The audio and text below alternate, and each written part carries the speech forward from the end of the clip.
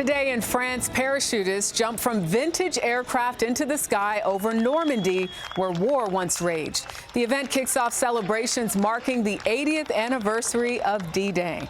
This week, the last veterans of the invasion who could made the journey back. Well, now in their 90s and even older, they came to remember their history-changing fight for freedom and to honor the fallen.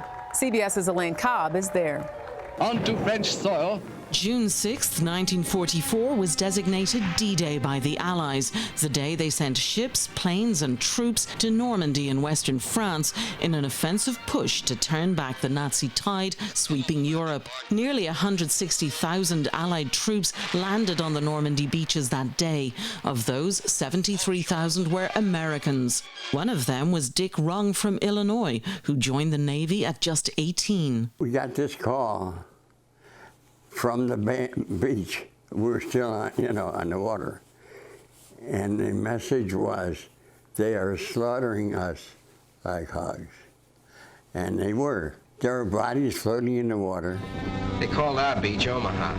Omaha Beach was the scene of the first and deadliest wave of landings. For most of the young men sent to free Europe, this was their first sight of France.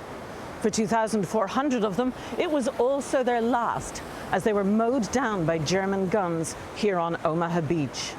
Walking amongst the crosses is always very calming, especially start reading the names and the ages. And they came from everywhere. And you start looking at the people who World War II for them didn't last 6 hours. They come off the boats, they died. Scott Desjardins is superintendent at the Normandy American Cemetery at Colville-sur-Mer, where 9,388 white marble headstones bear witness to the huge loss of life on June 6th and the days immediately afterwards.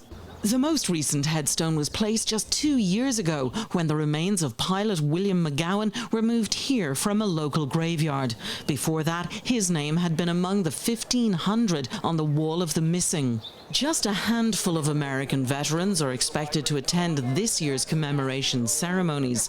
Most are too old to make the trip. Still, Desjardins says the cemetery remains a place of pilgrimage for people of all ages. What draws them here is what happened here on the 6th of June, 1944, how it was done, and just the how humble these men were who sacrificed their lives. For Dick Rung, it's never too late to learn the lessons from that day 80 years ago. Work for peace, be a peacemaker, and you can save yourself from this.